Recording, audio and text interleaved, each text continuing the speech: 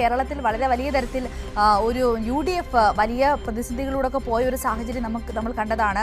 ഈ UDF യോഗം എന്തുകൊണ്ട് ചേരുന്നില്ല എന്ന ചോദ്യം അവർക്കിടയിൽ നിന്ന് തന്നെ ഉയർന്നു വന്ന സമയമായിരുന്നു.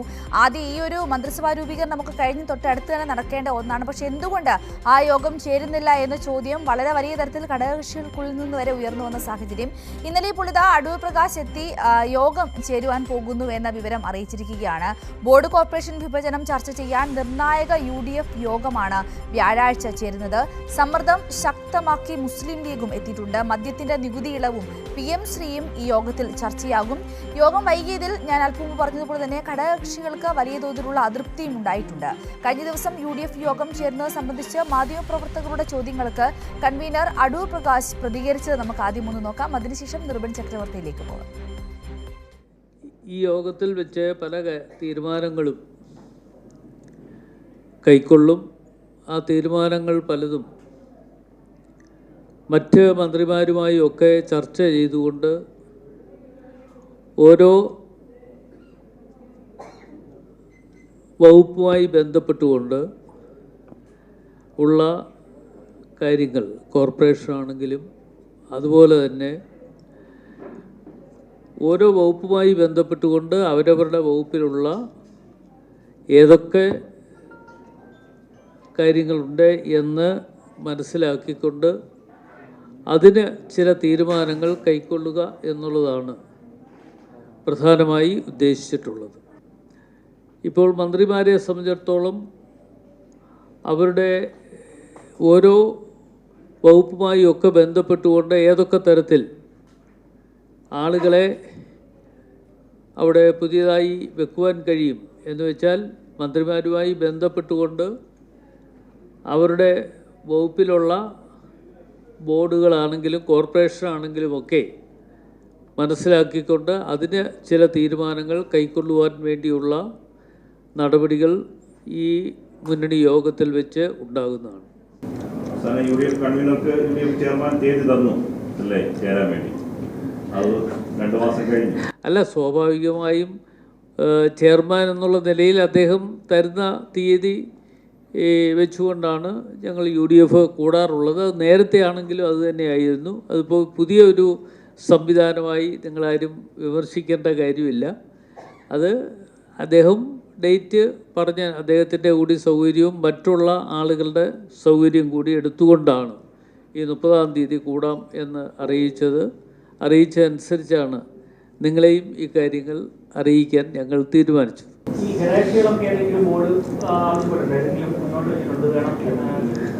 അല്ല, ഘടകകക്ഷികളെ സംബന്ധിച്ചിടത്തോളം സ്വാഭാവികമായും അവർക്ക് അവരുടേതായ ആവശ്യങ്ങൾ അവർക്ക് ഉന്നയിക്കാനുള്ള അവകാശമുണ്ട്. അതെ, ഞാൻ പറഞ്ഞതുപോലെ തന്നെ നിർബൻ ചക്രവർത്തി നമ്മളോടൊപ്പം ചേരുന്നുണ്ട്. നിർബനിലേക്ക് പോകാം. നിർബൻ, ഗുഡ് മോർണിംഗ്. ഇപ്പോൾ നമ്മൾ അടൂർ പ്രകാശിന്റെ ഈ പ്രതികരണത്തിൽ ഇന്നലത്തെ വാർത്താ സമ്മേളനത്തിൽ അദ്ദേഹം പറഞ്ഞ ഓരോ കാര്യങ്ങളും കേൾക്കുമ്പോൾ ഒന്ന് വ്യക്തമാവുകയാണ്, ഇതുവരെ യോഗം ചേരാതിരുന്നത് ചെയർമാൻ ഡേറ്റ് കൊടുക്കാത്തത് കൊണ്ട് തന്നെയാണ്. 2 ഘടകകക്ഷികൾക്ക് ഈ കാര്യത്തിലൊരു അതൃപ്തി ഉണ്ടെന്ന് അദ്ദേഹത്തിന് സമ്മതിക്കേണ്ടി വന്നു. എന്തായാലും നിർണായകമായ ആ UDF യോഗം ഇപ്പോൾ ഈ വ്യാഴാഴ്ച ചേരുമ്പോൾ പ്രധാന അജണ്ടകൾ എന്തെല്ലാമാണ്? എങ്ങനെയായിരിക്കും ഈ UDF യോഗം മുന്നോട്ട് പോകുന്നത്? വെരി ഗുഡ് മോർണിംഗ് സിന്ധൂരി പറഞ്ഞതും ഒപ്പം തന്നെ UDFിൻ്റെ കൺവീനർ അടൂർ പ്രകാശ് പറഞ്ഞതും പ്രേക്ഷകർ കേട്ടതാണ്. അതിൽ തന്നെ കാര്യങ്ങളെല്ലാം ഉണ്ട്. എന്തുകൊണ്ട് മന്ത്രിസഭാ രൂപീകരണത്തിന് ശേഷം മുമ്പാണ് ഒരിക്കൽ UDF യോഗം ചേർന്നത്. ഇപ്പോൾ 2 മാസം സർക്കാർ അധികാരത്തിൽ വന്നിട്ട് 2 മാസം പിന്നിട്ടു. മുഖ്യമന്ത്രി VD സതീശൻ 2 തവണ മാത്രമാണ് KPCC ആസ്ഥാനത്ത് വന്നത്. ഒന്ന് K കരുണാകരൻ്റെ അനുസ്മരണ സമ്മേളനത്തിലും മറ്റൊന്ന് സർക്കാർ അധികാരത്തിൽ വന്ന ശേഷം ചേർന്ന ഒരു KPCC യോഗത്തിലും. അതിനുശേഷം KPCC യോഗം നിരന്തരം കൂടാൻ കഴിയുന്നില്ല. UDF യോഗത്തെ സംബന്ധിച്ച് ചെയർമാൻ UDFിൻ്റെ ചെയർമാനായിട്ടുള്ള മുഖ്യമന്ത്രി VD സതീശൻ തീയതി നൽകിയാൽ മാത്രമേ UDF കൺവീനർക്ക് യോഗം വിളിക്കാൻ കഴിയുകയുള്ളൂ. നേരത്തെ തന്നെ UDF കൺവീനറായിട്ടുള്ള അടൂർ പ്രകാശ് പലതവണ പറഞ്ഞതാണ് ഈ സമയം അനുവദിച്ച് ലഭിച്ചിട്ടില്ല, അതിനുശേഷം യോഗം ചേരുമെന്ന കാര്യം. പക്ഷേ ഇത്രയും സമയമായിട്ടും വിവാദങ്ങൾ ഉണ്ടായിട്ടും എന്തുകൊണ്ട് മുഖ്യമന്ത്രി തീയതി നൽകിയില്ല എന്ന ചോദ്യം പ്രസക്തമാണ്. അതിന് വ്യക്തമായ മറുപടി UDF കൺവീനറിന് പോലും പറയാൻ കഴിയുന്നില്ല എന്നതാണ് വസ്തുത. ഒപ്പമാണ് ഈ വിവാദ വിഷയങ്ങൾ വന്നത്. അതായത് നിയമസഭയ്ക്കകത്ത് കൊണ്ടുവന്ന ബഡ്ജറ്റിലെ ഏറ്റവും പ്രധാനപ്പെട്ട വീര്യം കുറഞ്ഞ മദ്യത്തിൻ്റെ നികുതി ഇളവുമായി ബന്ധപ്പെട്ട വിവാദം, ഒപ്പം തന്നെ കരിമണൽ ഖനനവുമായി ബന്ധപ്പെട്ട സ്വകാര്യ നിക്ഷേപം സ്വകാര്യവൽക്കരണത്തിലേക്ക് പോകുമെന്ന മുഖ്യമന്ത്രിയുടെ തന്നെ നിയമസഭയിലെ പ്രഖ്യാപനം, തുടർന്ന് ഉണ്ടായ വലിയ വിവാദമാണ് ഈ ഓഹരി വിൽപ്പനയുമായി ബന്ധപ്പെട്ട അദാനിയുടെ ഓഹരി വിൽപ്പനയുമായി ബന്ധപ്പെട്ട വലിയ വിവാദം. സർക്കാരിനെ അറിയിച്ചിട്ടില്ല എന്ന് മുഖ്യമന്ത്രി തന്നെ സഭയിൽ പറയുന്നു. ഇതിൽ അടക്കം മുൻ KPCC അധ്യക്ഷനായിട്ടുള്ള VM സുധീരൻ അടക്കം പരസ്യമായ നിലപാട് പറയുന്നു. അങ്ങനെ വലിയ തരത്തിലുള്ള വിവാദങ്ങൾ ഉണ്ടാകുന്നു. ഒപ്പമാണ് ഈ പ്ലീഡർമാരുടെ നിയമനവും ഒപ്പം തന്നെ മന്ത്രിമാരുടെ പേഴ്സണൽ സ്റ്റാഫ് നിയമനവുമായി ബന്ധപ്പെട്ട വലിയ വിവാദങ്ങൾ ഉണ്ടായത്. KSU തന്നെ പരസ്യമായി രംഗത്തെത്തിയത്. PM ശ്രീയെ സംബന്ധിച്ച് സർക്കാർ എന്ത് നിലപാട് സ്വീകരിക്കും എന്നെ സംബന്ധിച്ച് ഇപ്പോഴും ഒരു വ്യക്തത വന്നിട്ടില്ല. കഴിഞ്ഞ ദിവസം കഴിഞ്ഞ ക്യാബിനറ്റ് യോഗത്തിൽ വരുമെന്നായിരുന്നു അതിന് മുൻപ് നടന്ന ക്യാബിനറ്റ് ബ്രീഫിംഗിൽ മുഖ്യമന്ത്രി മാധ്യമപ്രവർത്തകരുടെ ചോദ്യങ്ങൾക്ക് മറുപടിയായി പറഞ്ഞത്. പക്ഷേ കഴിഞ്ഞ ക്യാബിനറ്റിലും വിഷയം വന്നിട്ടില്ല. ഇക്കാര്യത്തിലുള്ള ചർച്ചകൾ നടക്കുന്നു എന്ന് പറയുന്നതല്ലാതെ ഒരു ഏകാഭിപ്രായത്തിലേക്ക് UDF എത്തിച്ചേർന്നിട്ടില്ല. നയപരമായ കാര്യങ്ങൾ പാർട്ടിയോട് ചർച്ച ചെയ്യാതെ മുഖ്യമന്ത്രി ഏകപക്ഷീയമായ നിലപാടുമായി മുന്നോട്ട് പോകുന്നു എന്ന വിമർശനം കോൺഗ്രസിനകത്ത് തന്നെയുണ്ട്. ഒപ്പം തന്നെ UDFിനകത്ത് തന്നെയുണ്ട്. അതായത് മന്ത്രിമാർ അറിയാതെ അവരുടെ വകുപ്പ് സെക്രട്ടറിമാരെ അടക്കം മാറ്റിയതുമായി ബന്ധപ്പെട്ട് വ്യവസായ വകുപ്പ് സെക്രട്ടറിയെ മാറ്റിയത്, ഒപ്പം തന്നെ AP അനിൽകുമാറിൻ്റെ അന്നത്തെ റവന്യൂ വകുപ്പ് സെക്രട്ടറിയെ മാറ്റിയത്, ഇത്തരത്തിലുള്ള വലിയ വിമർശനം ക്യാബിനറ്റ് മന്ത്രിമാർ പോലും അറിയാതെ മുഖ്യമന്ത്രി ഏകപക്ഷീയമായി എടുത്തു എന്ന വിമർശനം ക്യാബിനറ്റ് ഇല്ല മന്ത്രിമാർ തന്നെ വിമർശനമായി പരസ്യമായി രഹസ്യമായി പാർട്ടി വേദികളിലൊക്കെ പറഞ്ഞു കഴിഞ്ഞു. വീര്യം കുറഞ്ഞ മദ്യത്തിൻ്റെ നികുതി ഇളവുമായി ബന്ധപ്പെട്ട് M ലിജു എക്സൈസ് വകുപ്പ് മന്ത്രി പോലും അറിയാതെയാണ് അങ്ങനെ ഒരു പ്രഖ്യാപനം ബഡ്ജറ്റിൽ വരുന്നത്. നിയമസഭയിൽ ആ നടപടികളുമായി സർക്കാർ മുന്നോട്ട് പോകുമെന്ന പ്രഖ്യാപനം വരികയൊക്കെ ചെയ്തു. അങ്ങനെ ഇത്തരം നയപരമായ തർക്കങ്ങളിലൊക്കെ തന്നെ ഒരു നിലപാട് പാർട്ടിയും മുന്നണിയും എടുക്കേണ്ടതില്ലേ എന്ന ചോദ്യം ഉയരുന്ന ഘട്ടത്തിൽ UDFിൻ്റെ യോഗം നിരന്തരം ചേരാതെ മാറ്റിവെക്കപ്പെടുന്നു എന്നതാണ് ഏറ്റവും പ്രധാനപ്പെട്ട കാര്യം. മറ്റൊന്ന് ബോർഡ് കോർപ്പറേഷൻ നിയമനം, ചെയർമാൻമാരുടെയും ബോർഡ് കോർപ്പറേഷനുമായി ബന്ധപ്പെട്ട തസ്തികകളിലെ അംഗങ്ങളുമായി ബന്ധപ്പെട്ട നിയമനമാണ്. അത് കഴിഞ്ഞ സർക്കാരിൻ്റെ കാലത്തുള്ള നിയമനങ്ങൾ റദ്ദ് ചെയ്യാനുള്ള തീരുമാനം UDF തത്വത്തിൽ ധാരണയായി കഴിഞ്ഞു. അതായത് സർക്കാർ ധാരണയായി കഴിഞ്ഞു. അതുകൊണ്ട് തന്നെ അവിടെ പുതിയ പദവികളിലേക്ക് പാർട്ടിയിൽ നിന്നും മുന്നണിയിൽ നിന്നുമുള്ള നിർദ്ദേശമനുസരിച്ചായിരിക്കും പുതിയ ഭാരവാഹികൾ വരിക. അതിനെ സംബന്ധിച്ച് തീരുമാനമെടുക്കണം. അപ്പോൾ തീരുമാനമെടുക്കുമ്പോൾ ഘടകകക്ഷികൾക്ക് എന്ത് കൊടുക്കും, അതായത് ലീഗ് അടക്കമുള്ള ഘടകകക്ഷികൾ ഉമ്മൻചാണ്ടി സർക്കാരിൻ്റെ കാലത്തുണ്ടായിരുന്ന സ്റ്റാറ്റസ് കോ അതുപോലെ നിലനിർത്തണം എന്ന ആഗ്രഹം പ്രകടിപ്പിക്കുന്നവരാണ്. മറ്റ് ചെറു ഘടകകക്ഷികളെ സംബന്ധിച്ചിടത്തോളം RSP അടക്കം ഈ തെരഞ്ഞെടുപ്പിൽ വലിയ തരത്തിലുള്ള മുന്നേറ്റം അവർക്ക് ഉണ്ടാക്കാനായിട്ടുണ്ട്. അതുകൂടി കണക്കിലെടുക്കുമ്പോൾ ഘടകകക്ഷികൾ കൂടുതൽ അവകാശവാദങ്ങൾ ഉന്നയിക്കാനുള്ള സാധ്യത നിലനിൽക്കുകയാണ്. ലീഗ് ശക്തമായ സമ്മർദ്ദം ഇക്കാര്യത്തിൽ മുന്നോട്ട് വയ്ക്കുന്നുമുണ്ട്. അപ്പോൾ ഇക്കാര്യത്തിൽ കോൺഗ്രസ് ഒരു ധാരണയുണ്ടാക്കണം. ഘടകകക്ഷികളുടെ യോഗം, അതായത് UDF യോഗം ചേർന്ന് ഇക്കാര്യത്തിൽ ഒരു അഭിപ്രായ സമന്വയം ഉണ്ടാക്കണം. ഇത്തരത്തിലുള്ള ചർച്ചകളിലേക്ക് പോകാൻ കഴിയുന്നില്ല എന്ന വിമർശനം ലീഗ് അടക്കമുള്ള ഘടകകക്ഷികൾക്കുണ്ട്. ഇതിനിടയിലാണ് ഈ വരുന്ന 30-ാം തീയതി വ്യാഴാഴ്ച UDFിൻ്റെ യോഗം ചേരാൻ തീരുമാനിച്ചിട്ടുള്ളത്. സ്വാഭാവികമായും യോഗത്തിൻ്റെ അജണ്ടയിൽ ഞാൻ പറഞ്ഞ ബോർഡ് കോർപ്പറേഷൻ നിയമനവുമായി ബന്ധപ്പെട്ട കാര്യങ്ങൾ വരും. ഒപ്പം തന്നെ ഈ വിവാദ വിഷയങ്ങളിൽ നയപരമായ തീരുമാനം UDF എടുക്കുന്നതിന് പാർട്ടിയെയും മുന്നണികളെയും ചുമതലപ്പെടുന്ന തരത്തിൽ നേതൃത്വപരമായ പങ്ക് പാർട്ടിയാണ്, മുന്നണിയാണ് വഹിക്കേണ്ടത്. ഇക്കാര്യത്തിൽ മുഖ്യമന്ത്രി ആശയവിനിമയം ഘടകകക്ഷികളുമായി ഒപ്പം തന്നെ UDF യോഗത്തിൽ ചർച്ച ചെയ്യണം എന്ന നിർദ്ദേശം പ്രധാന ഘടകകക്ഷികൾ തന്നെ മുന്നോട്ട് വയ്ക്കാനുള്ള സാധ്യതയുണ്ട്. അതിലാണ് ഈ നേരത്തെ പറഞ്ഞ PM ശ്രീയും വീര്യം കുറഞ്ഞ മദ്യത്തിന് നികുതി ഇളവുമായി ബന്ധപ്പെട്ട പ്രധാനപ്പെട്ട പ്രശ്നങ്ങളുള്ളത്. അതെല്ലാം യോഗത്തിൽ ചർച്ചയ്ക്ക് വരും എന്ന് തന്നെ കരുതേണ്ടി വരും. അതോടൊപ്പമാണ് ക്യാബിനറ്റ് റാങ്കോടുകൂടിയുള്ള മറ്റു പദവികളെ സംബന്ധിച്ച് ലീഗിന് നേരത്തെ തന്നെ MK മുനീറിനെ മാറ്റി നിർത്തിയപ്പോൾ ഭരണപരിഷ്കാര കമ്മീഷന്റെ ചെയർമാൻ പദവിയിലേക്ക് അദ്ദേഹത്തെ പരിഗണിക്കും എന്ന തരത്തിലുള്ള അഭിപ്രായമുണ്ടായിരുന്നു. ഒപ്പം തന്നെ നോർക്കയുടെ വൈസ് ചെയർമാൻ, വയോജന കമ്മീഷന്റെ ചെയർമാൻ തുടങ്ങിയ പ്രധാനപ്പെട്ട പദവികളുണ്ട്. ഇതിലൊക്കെ തന്നെ MK മുനീർ, PJ ജോസഫ് അടക്കമുള്ള നേതാക്കൾ ഊഴം കാത്തിരിപ്പുണ്ട്. ഒപ്പം തന്നെ ജി ദേവരാജൻ, അദ്ദേഹത്തിന് ഈ ദില്ലിയിലുള്ള പ്രത്യേക റാങ്കുള്ള ദില്ലിയിലുള്ള സർക്കാർ പ്രതിനിധി എന്ന പദവി വേണം എന്ന തരത്തിലുള്ള അഭിപ്രായം അദ്ദേഹം മുന്നോട്ട് വച്ചിട്ടുണ്ട്. മാണി സി കാപ്പനെ സംബന്ധിച്ചിടത്തോളം അദ്ദേഹവും പദവികൾ ആഗ്രഹിക്കുന്നുണ്ട്. ക്യാബിനറ്റ് റാങ്കുള്ള ആദ്യത്തെ മന്ത്രിസഭയിൽ ആദ്യ ഇടം നൽകണമെന്ന് പറഞ്ഞു.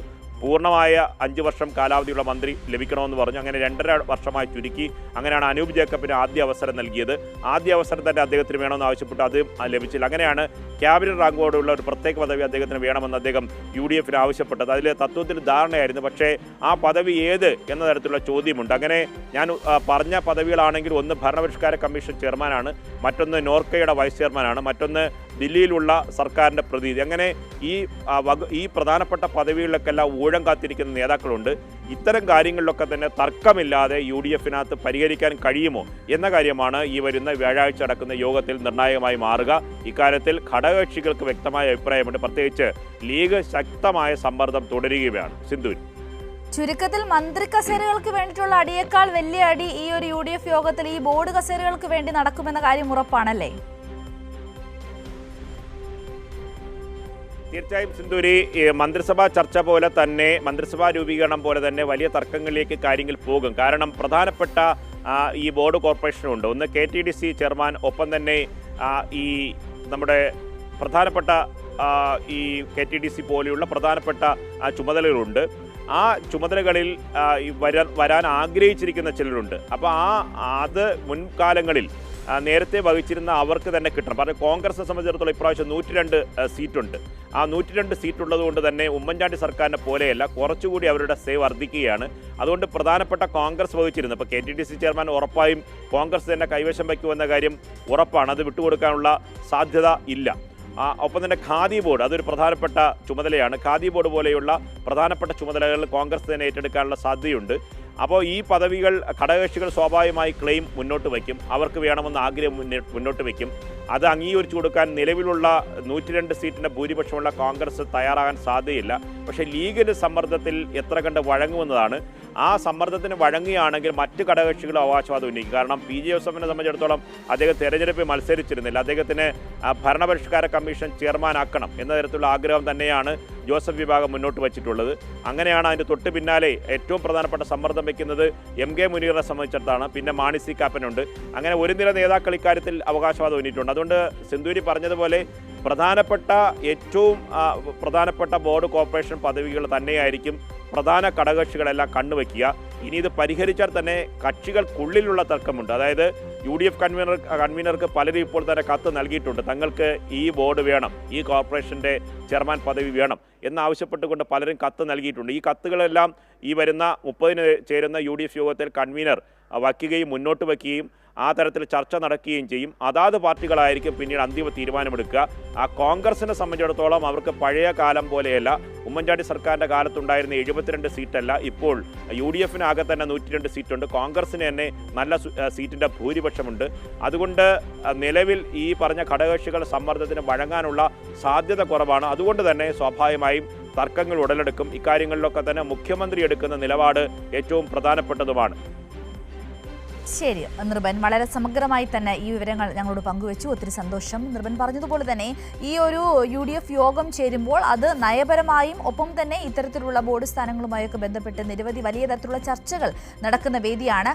ആ വേദിയിൽ ഏതൊക്കെ കസേരകൾക്ക് വേണ്ടിയിട്ടാണ് അടികൾ മൂർച്ഛിക്കുക എന്നുള്ളതും കണ്ടറിയണമെങ്കിലും നമുക്ക് ഏറ്റവും പ്രധാനമായും ഈ നയപരമായ തീരുമാനങ്ങളിൽ UDF-ന്റെ ഒരു നിലപാട് എന്താണ് എന്നറിയാനുള്ള ഒരു ആകാംക്ഷയുണ്ടാകും. പ്രത്യേകിച്ചും PMC പോലുള്ള വിഷയങ്ങളിൽ നിർഭൻ സൂചിപ്പിച്ചതുപോലെ തന്നെ PMC-യിൽ തുടക്കത്തിൽ അധികാരത്തിലേറുന്നതിന് മുമ്പ് എന്താണോ പറഞ്ഞത് അതിൽ നിന്നെല്ലാം അമ്പേ പിന്തിരിയുന്ന ഒരു സമീപനമാണ് അധികാരത്തിലേറിയതിനു ശേഷം UDF സർക്കാർ മുന്നോട്ട് വെക്കുന്നത്. അപ്പോൾ വീര്യം കുറഞ്ഞ മദ്യം, PM3 തുടങ്ങിയ വിഷയങ്ങളിലും നയപരമായ ഒരു തീരുമാനങ്ങൾ എന്തായിരിക്കും UDF-ന്റെ എന്നുകൂടി അറിയുവാൻ ഈ വ്യാഴാഴ്ച വരെ കാത്തിരിക്കേണ്ടി വരും. നിർഭൻ ചക്രവർത്തിയാണ് വിശദമായ വിവരങ്ങൾ നമ്മളോട് പങ്കുവച്ചത്.